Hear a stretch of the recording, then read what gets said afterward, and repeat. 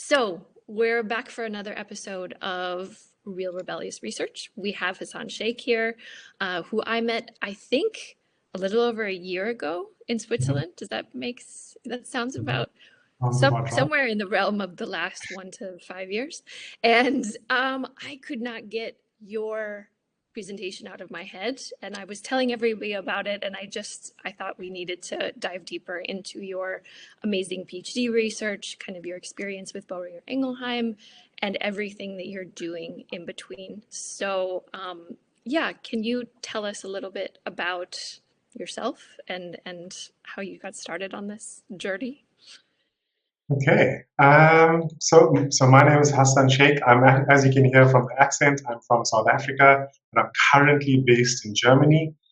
I I come from an architectural background initially, and then obviously moved into interior design because architecture is so boring. Sorry to the architects out there. And now at the moment I'm living in Germany and I work for a pharmaceutical company, and I'm looking after the workplace strategy for as part of the global organization. And with that, I am doing my PhD, which is a very interesting topic. Actually, it's about DEI in the workplace, so diversity, equity, and inclusion. And I know it's a really expansive topic, and it's kind of interesting how it relates to the workplace. But I think it's more like the cherry on top of the cake when it comes to workplace and physical buildings, because there's not much you can do with firm parameters like so my PhD again is looking at DEI in the workplace and how we can advance the topics of DEI. But I think because it's, like I said, it's such a big, broad topic, um, I've sort of simplified what DEI looks at. And like for diversity, I look at all the ways in which people differ. For equity, I look at fair treatment, access, opportunity, and advancement for all people. Like a person's identity cannot predict the outcome of how they interact with the space. And inclusion is a variety of people have power, a voice, and a choice and decision-making authority. So that's basically my PhD in a nutshell. Amazing. Yeah, I could go down any number of those rabbit holes, and I think we will in this conversation. But just first, is there a lot of research in this area, and how long have we been looking into this area, or not? What are you having to work with in your reference lists on this? So I think there's a lot of research out there, but none of it's like all parallel research, and it's not like directly related to the workplace. However, in saying that, at the moment, I think there's um, a huge push for more of these topics to come to light in the workplace, because we know how much over the last couple of years, how much the effect of people's differences have been impacted by being in the workplace and having uh, different experiences post COVID specifically. And I think that's what sort of triggered the thinking for me. So there is lots of research, but it's literally sort of trying to piece sort of the workplace and the full physical building and the architecture bit with the thinking of neurodiversity and you know aligning those two topics a bit more uh, so that it makes sense to us from the building sort of side. Yeah, and I love that you're both researching and applying it to your space. So you've talked about individuals experiencing space differently. Can you explain that, maybe with the example of sensory processing, something like that? So maybe what I failed to mention initially is one of my intentions for my research is literally to frame activity-based working as something that's served us really well for a long time, and I think it may have come to the end of its lifespan. And let me explain a bit more why I'm saying that, because this is a hot topic. I'm normally the most the person that's not well perceived when I say this sort of thing with activity-based working. I think the assumption that activity-based working takes is that everybody works the same way and it fits into this model. So depending on the activity that you have to do, you can choose a space where you'd be most productive or collaborative, and it, and that's how it should work. And the sun should start shining through the clouds, and the music should start playing when activity-based works in harmony. But actually, in reality, that's not the case.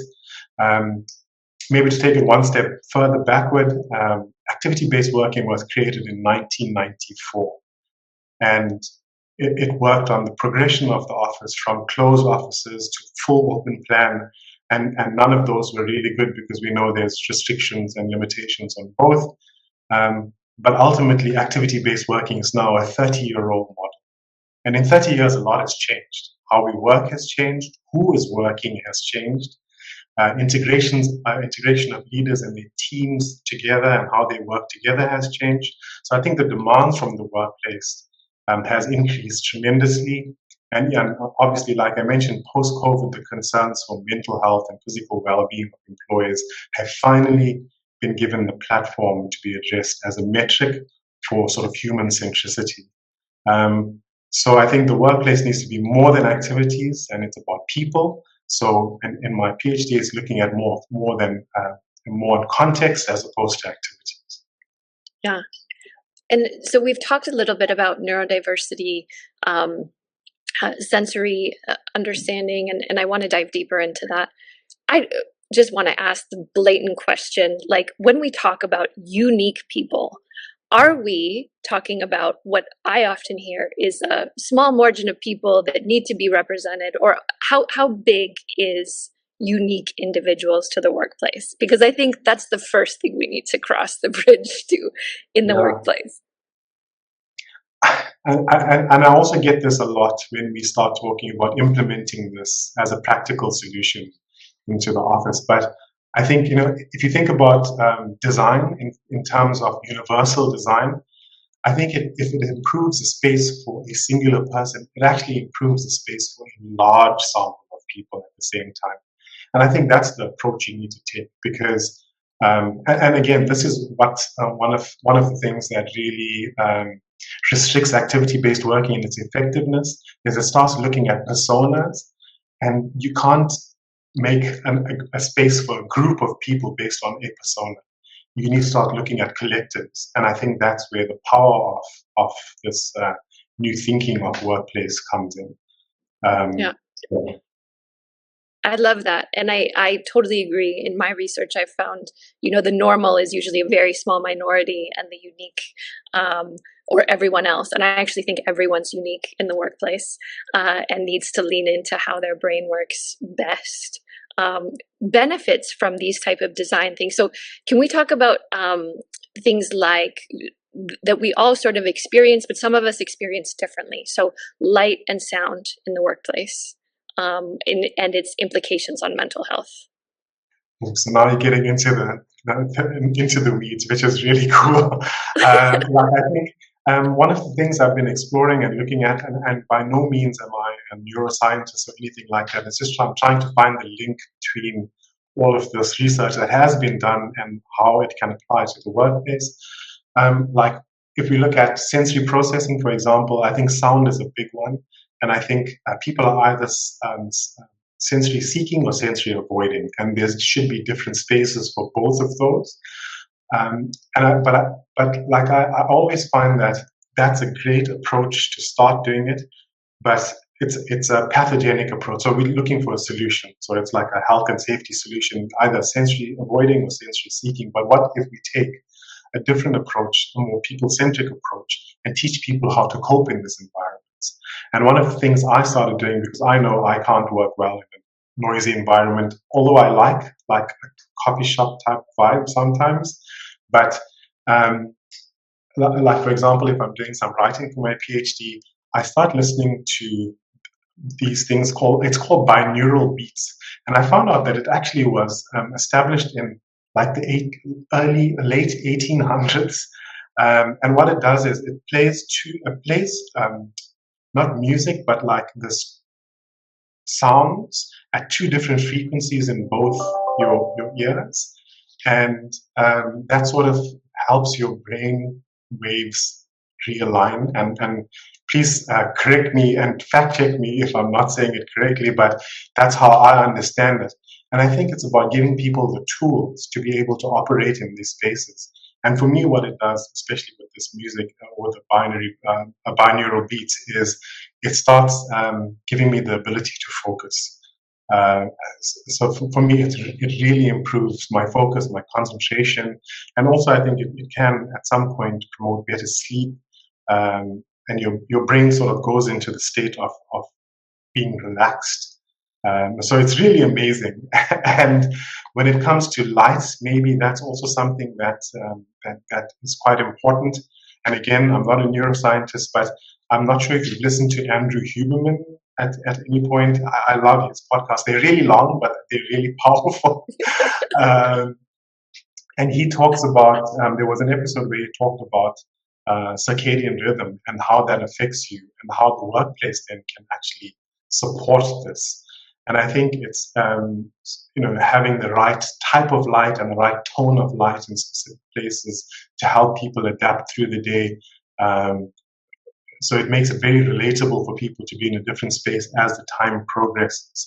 And it's like, obviously, it helps you sync your body clock, which obviously leads to better health performance. So it's like, I'm really simplifying it because it's such a big topic. But I think from a sound perspective and a light perspective, those are really crucial things that you can actually practically apply into a space. Well, and I think, when we look at this and look at spaces that are right for the right people, because I've even heard that if you're not a morning person, depending on your circadian rhythm, there's a best time for you to have surgery where the outcome will be much better, for example. And there's a group of people who are really kind of living in a constant jet lag because they're fighting their circadian rhythm. So I love the idea of, because I hadn't heard of I'd understood sound avoidant people, but I had never heard of sound seeking people. But I guess I have seen them. I know them. We all know them in the workplace, right? But I guess I never thought about, in the current workplace, the two combined just doesn't work, right? Because one is looking for stimulation and kind of noise and energy to work best, and the other is looking for the opposite. So is that kind of what you're saying with activity-based working just being a muddle and one of the examples, I guess? Yeah, exactly. Like, activities is either I'm doing focus work or I'm doing collaborative work, but what about just being able to set yourself up for doing that sort of work, or engaging, or engaging with people, or being innovative? I think it's more than just having those specific spaces for those activities. And one of the things that activity based did really well was provide for these spaces for a sample of people. Like, I mean, I mentioned it came about in 1994, and if you think about 1994, people were still watching VHS cassettes. DVD hadn't even been invented at that point in time. Yahoo, if you think about it, was founded in 1994. Microsoft's first web page, it had one picture. It took 7 minutes to load. That was where we were at in 1994. And again, activity-based, I think also for me in my research, looks at gender, generation, and geographical locations. And how that relates to me is that I think the workplace personally wasn't designed for women. The thinking of the workplace. 1994, and maybe if I can pull some of these statistics that I have, is that it was only in 2006, that a directive was published in the EU for the equal treatment of men and women in matters of employment and occupation. 2006. And in 1994 is when activity-based was done. So I think if we had to think about it rationally in terms of context of timelines, in 2024, we're still pushing and using a workplace model that was developed in 1994, before it was legislated for men and women to have equal rights in the workplace. So I think time relevance is also something to think about when it comes to how we can apply, how we can design spaces for people in the office. And I think you and I chatted about this a lot. I also use this example about the crash test dummies. And, it was only in 2012 that crash test dummies were built with variation for women and children. And in that time, women had a 47% greater chance of death, serious injury than men did, and a 71% chance of serious to moderate injury. So I think time relevance plays a major role in design thinking, and it can have some really serious and negative outcomes.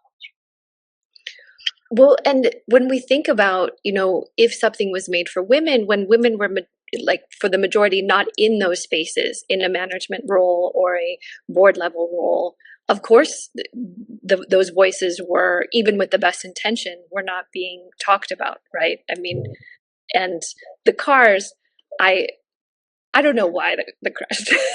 That's what stuck in my head, and I've been telling people ever since I heard your talk, because that is, I mean, I was in my 30s when they started checking if cars killed women in their tests. So that's quite a shocking scenario. But why? Okay, but I guess why? Why is it just that it's easier to make a car that doesn't kill men than it is to make a car that doesn't kill women and children? That's a good question. I don't think it was a consideration. To be honest with you, it's basically the same. Like how, if you think at the moment, how there's all of a sudden this huge push to include bathrooms that are sort of disability friendly, and also with people that have sort of colonoscopy bags. They used to have to stand in the regular toilet stall to be able to change this, which is really difficult. And only now are we thinking, how do we expect these people to operate in the workplace in these little, 1 meter stalls when you need more space than that? And also, like, it's just not inclusive, right? It's just not thinking about everybody that could be in the workplace. And like, if you accommodate for someone that has something to do in that sort of context, you create a better space for anyone else at the same time. It's just like it's a universal design approach. So, yeah. I love that. And I think that comes back to the title of this, which was The Canary in the Coal Mine. They used to send canaries into the coal mine to see if the fumes were too heavy. And unfortunately, the canaries didn't make it if the fumes were too much, but then they didn't send the miners in there. When we look at designing spaces for the most resilient of us versus the ones who really struggle with modern design, whether it's because they're not being represented, whether they're working in the wrong environment, the wrong time, this sort of thing. Like, who are workplaces designed for now, and who should we design for? I think who our workplace is designed for now is basically not for everyone. I think that's a simple sort of answer. But who should we design for and how? I mentioned earlier that most current workplaces, what they do is they provide this pathogenic support, which is focused on like prevention and cure and health and safety. And definitely there's a need for that. We need to keep people safe, physically safe in these environments. But it's literally the same approach as activity-based working. It's about an action and an outcome and doing what is essentially required. So I'm working, I'm collaborating, I'm meeting, I'm going home, and that's what it was. But I think the value and maybe this, I'm a bit biased in this, but the value of creating a context-based workplace is that it provides salutogenic spaces, and it's like providing tools that empower people to know that it's okay not to be okay. and that they can be supported easily rather than seeking interventions when it's a bit too late. And as activity-based is about doing and activities, context-based workplaces is about being. So it's about being connected, being mindful, being supportive, being vulnerable, being psychologically safe. And I think that's the connection between physical space and diversity, equity, and inclusion. We should be intentionally building workplaces for everyone so that there is a sense of being and it's not only for activities. Can you define context-driven spaces? Because I think we all know what activity-based working is, and now have moved on. But so but yeah, so for me, and that's what I meant when with sort of showing that activity-based is not fully relevant all the time anymore, is that context-based is about people are context, right? It's about how you feel for the day. You don't feel the same every single day. Your performance is not 100% every single day. And what can the office do to provide value to support you during those times? Can it provide value for your mental health if you're not feeling great? Is there spaces for that you can purposefully go to? And it's not just a sort of sick room, that's a lactating room, that's a time out room, that's whatever. It's just one singular multifunctional room, and it shouldn't be that. And this is why I'm a firm believer that we shouldn't be reducing office spaces all the time, but we should be reconsidering how we put these together.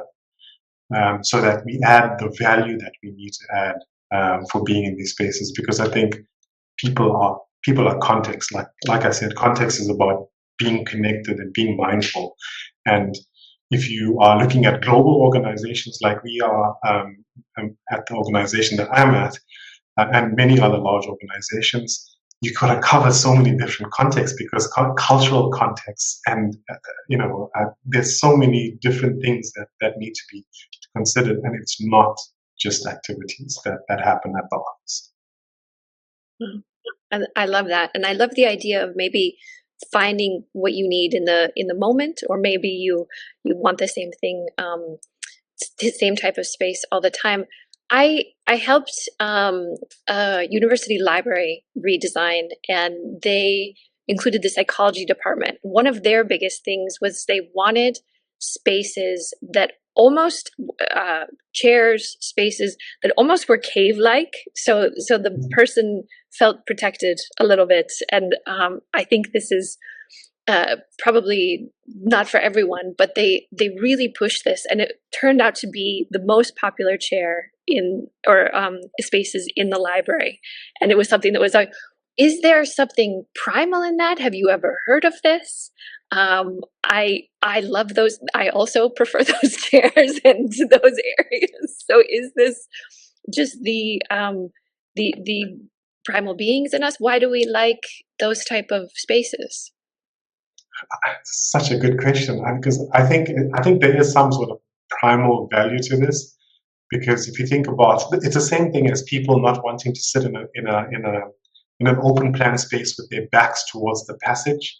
It's the sort of safety that we need as humans, right? So maybe again, that area where the space is enclosed and you can sit in there, it's that sense of psychological safety that you have, that you are sort of protected in that environment to be by yourself, that you can be by yourself. And that's a good sign. I mean, that furniture can actually influence how people feel in a space where other people are as well. So it doesn't have to be this enclosed room on the far end of a building where you are sitting and, then you can be psychologically safe. It could be anywhere, as long as there's that opportunity for you to try to do that, which I think is really cool. I think it's really nice, but I think it is primal. Right? I think it's this in your cave, and you're safe, and you're sheltered from sort of the elements that you are visible to. The same thing with like I said, sitting in an open plan desk with your back towards the passage. People hate doing that. They really don't like it. Oh, that would be my nightmare. The few times I've been asked to do that, I go hide in the coffee area, I think, or hide in plain sight. So I have something that's been bothering me for quite a few years. I did a big research study with booking.com, and I made what I called introverted spaces, which now I call something else. But I did it basically for people like me who want some quiet and and I did these little tiny offices that people could run into a little while. And the extroverts loved them so much. And why? And they had sound seeking behavior, and they would work for a while, then they would go out. I have this kind of hypothesis, and I don't know if this is rational, but I feel like if we design for kind of in the opposite with the way that we have, where we design for the people who aren't represented, the people who maybe are represented love it more than, like, if you look at healthier spaces or more sound, is it that they don't know why they love it so much? As Yeah, I feel like people who are highly sensitive or people who are sound sensitive know why they don't like a space, but Yeah, maybe people who have a little bit um, uh, more resilience to that don't know why they love a space that someone who's sensitive to sound is very comfortable in. Does yeah, that make sense? it makes That so the much very sense. clear question that I just asked. No, I think it makes so much sense to me because I think um, I normally say this when I do my presentations about making people consider why context-based workplaces may be a bit better, is that you don't know what you don't know. Yeah, so if you haven't tried it and you don't have any experience with it, um, you just wouldn't know whether it's something that will be suitable for you, right? I mean, like we did without microwaves for years until now we can't do without them at all, I suppose. The same thing with mobile phones. We didn't know we needed it until we had it. And a laptop for that matter. I mean, people didn't had just shut off your computer when you leave those big screens and the big boxes, but now you put it into your bag and you're on your way home, and you cannot do without it because it makes you so much more mobile. And I think the same thing when it comes to spaces and what the value of those spaces offer you, unless you've experienced it. And honestly, for different people, that experience will be very different because it depends on how you know, what sort of state of mind you're in for that time of day or that day for that matter, that it could serve different purposes. So I think you just don't know what you don't know. And that's why you need to approach changing how you perceive the workplace and what value it offers in a completely different light. And so how do you know what you don't know? How do we start knowing what we don't know, or measuring, or Hmm. I wish I could answer that question very eloquently, but so I think it's more about being open to it, right? And I think I don't think everything will work for everyone, and that's why the sentiment of there's no one size fit all. I know it's such a cliche thing to say, but it actually is true. And I think the one thing that we could do is just experiment, because if you try things, you can quickly assess whether it works or it doesn't work. And people will tell you. If you ask them, they will tell you what works and what doesn't work. And maybe that is the approach. Like you just sort of pilot things and try them before you roll them out. And like, this is a fantastic idea. Just roll it out across 200 offices across the globe, and it just doesn't work. But I think piloting is a really good way of introducing things into a space so you can get feedback for refinement. Different organizations think differently, the values are different, so people are obviously aligned to those values. That's why they're with those organizations. Yeah, it's just a matter of you know being open to it and giving it a shot. And maybe it works, maybe it doesn't work, but we don't know until we try. and um I love the idea of experimentation. I think one of the things that I get frustrated with is this idea of the experiment is for this group, or I think diversity inclusion gets a bad rap at times, and I think one of the things that's maybe the most exciting about this is the opportunity for everyone to change the way that they work, and that this isn't just something that's going to help, women or uh, people of different sexual orientations or whatever, that when people besides white men started coming into the office, that, that maybe we have some ideas that all of us could benefit from. And you're joining an amazing academic conference next week in Milan, diversity inclusion, which I haven't seen that much in until recently, which I think is really exciting. And this idea of how do we design spaces for everyone? How do we change the way, or kind of the cookie cutter that we've been pushing people through for a while? So I guess my challenge is, do we give up on the word, and maybe even the shaming word, normal within the workplace, of what is normal and who is normal and all of this? Because maybe we're just screwing most of it up. Yep. Right? Yep. I think that actually really hits the nail on the head. I think that this perception of normal is completely skewed. Yeah, what is normal? I mean, how do you define it? How do you define it?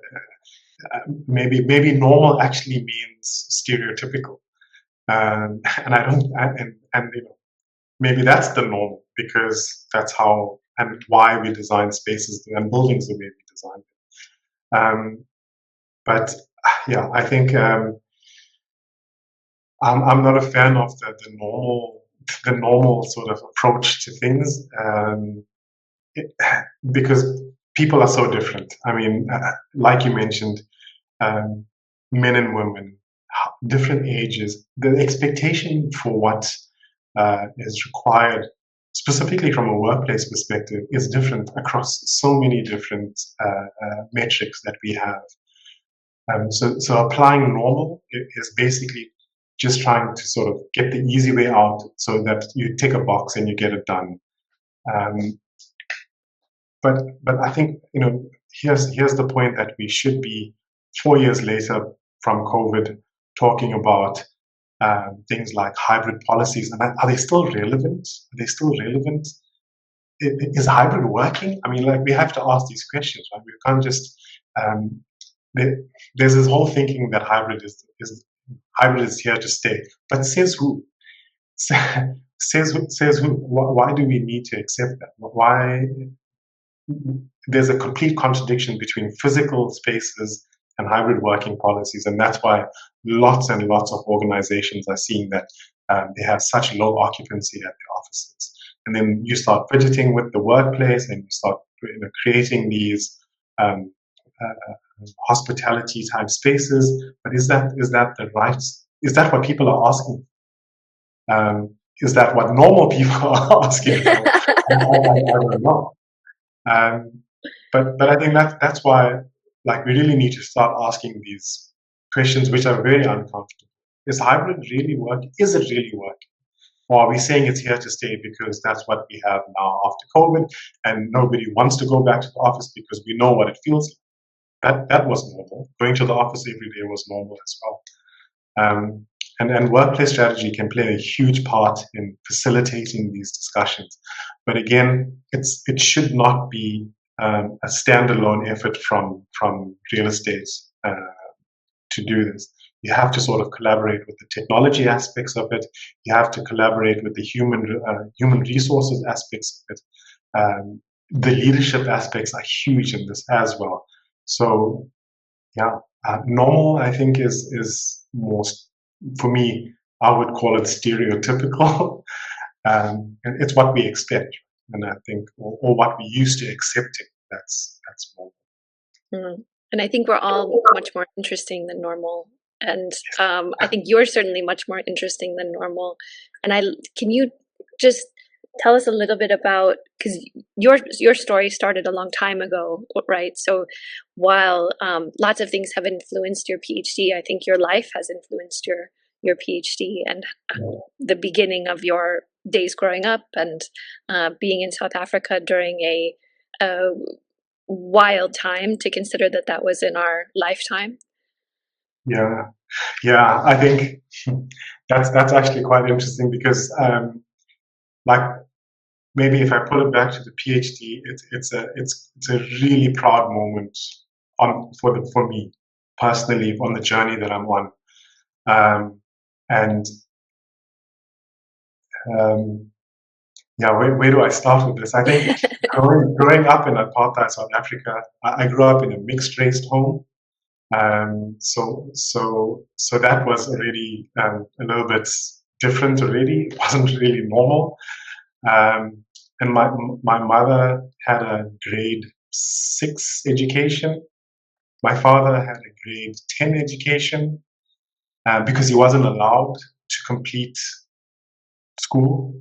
Um, and for me, this would be sort of, and this is why it's so proud, such a proud moment for me, is because I will be the first person in my family to be able to change this historical legacy that has restricted us in an apartheid South Africa from achieving this level of education that I'm so privileged to be able to, be taking this journey on. And it's not about being called doctor. I think it's cool. I don't think it's about. I don't think it's about that. It's about the opportunity that I have and what the people before me didn't have, that I have to sort of do justification to. Yeah. So I think I've lost both my parents, so I think they would be super proud of me if they could see me now and the direction that I am taking, or that I've chosen. Absolutely. And I think it shows in everything that you do. Like I said, when I heard you talk, I couldn't yeah, get it out of my head and just started telling everybody about it to try to deal with it. But I think that's a great place to end. And just I thank you so much for throwing your heart into this and really changing the way that we work. And I'm so excited to hear about your talk next week and also some of the things you're doing to actually implement your research in Boerhringer Ingelhein. Awesome. Thank you so much for the opportunity, Elizabeth. As always, it's an amazing pleasure to talk to you. Likewise. Thank you so much, Hassan. Thank you, Okay. everyone. Bye.